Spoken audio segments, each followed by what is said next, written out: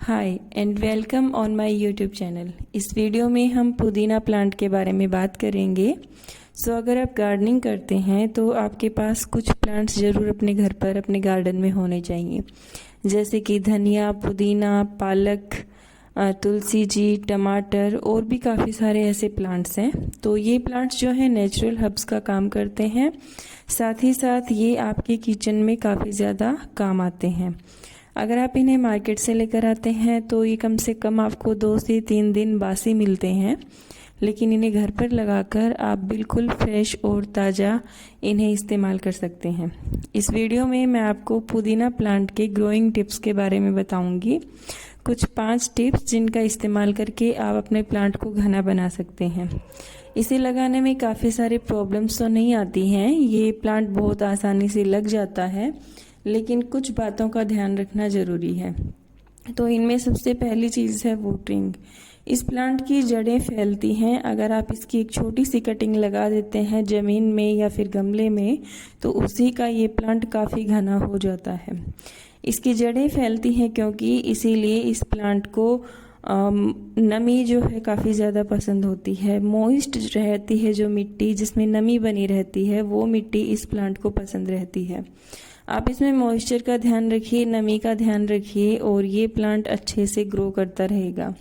कीचड़ करके रखने की ज़रूरत नहीं है, आप सिर्फ और सिर्फ इसमें हल्का सा पानी देते रहिए। ये प्लांट बहुत अच्छे से ग्रो करता रहेगा, काफ़ी घना हो जाएगा और लंबे समय तक ये प्लांट चलेगा।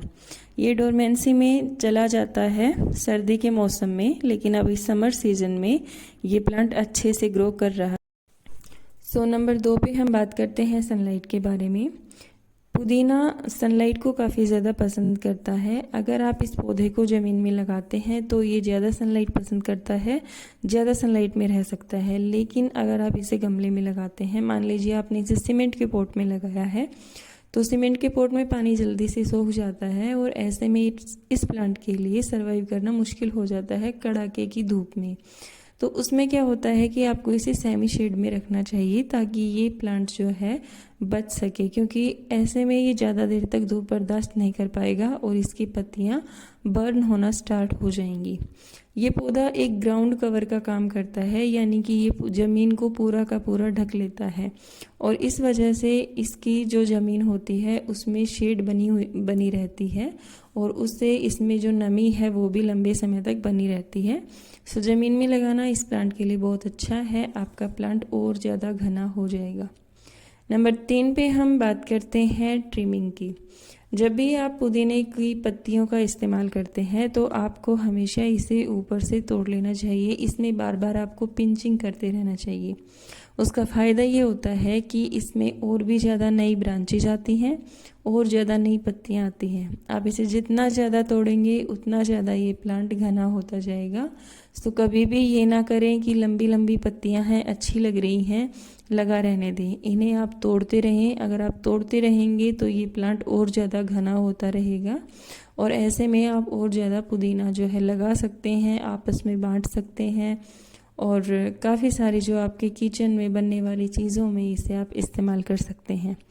ये एक माउथ फ्रेशनर का काम करता है, तो इसलिए भी इसे काफ़ी ज़्यादा हमारे किचन में, जैसे चटनी बनाने में, सब्जी बनाने में और काफ़ी चीज़ों में इसे इस्तेमाल किया जाता है।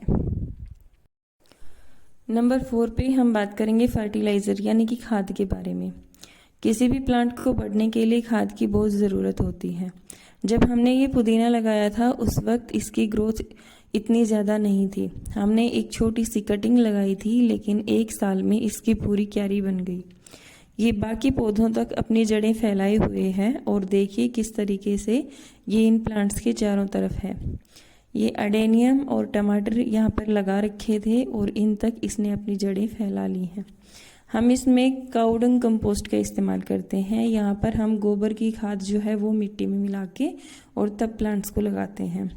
इसके अलावा अगर ज़रूरत पड़ती है तो उस टाइम पे हम काऊ डंग का लिक्विड फर्टिलाइज़र जो होता है, यानी उपले की खाद का जो लिक्विड होता है, वो हम इसमें इस्तेमाल करते हैं और उसकी ग्रोथ आप प्लांट्स में देख सकते हैं। रिज़ल्ट आपके सामने है।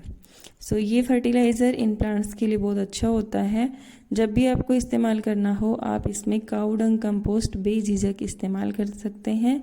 इसके आपको बहुत पॉजिटिव रिजल्ट्स मिलेंगे।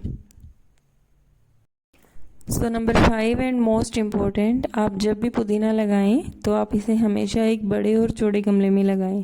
चाहे आप इसे बीज से लगाते हैं, कटिंग से लगाते हैं या नर्सरी से खरीद कर लाते हैं, गमले का विशेष ध्यान रखें कि इसे बड़े पॉट में लगाएं, क्योंकि ये प्लांट फैलता है तो इसे स्पेस चाहिए होता है। कभी भी इसे छोटे गमले में ना लगाएं। अगली चीज़, जब भी आप इसमें मिट्टी इसके लिए तैयार करते हैं तो हमेशा सॉइल और कंपोस्ट के साथ आप इसमें कोकोपीट ऐड करें, ताकि लंबे समय तक गमले में नमी बनी रहे और आपका प्लांट अच्छे से चलता रहे। अगर आपके पास कोकोपीट नहीं है तो आप सॉइल को सूखी पत्तियों से ढक सकते हैं, वो भी बहुत अच्छा काम करेंगी नमी को बरकरार रखने में। सो आई होप आपको ये वीडियो पसंद आया होगा, और अगर पसंद आया है देन प्लीज़ लाइक कीजिए और मेरे चैनल को सब्सक्राइब कीजिए। मिलते हैं नेक्स्ट वीडियो में, तब तक के लिए bye bye, take care, stay happy and healthy. Thank you.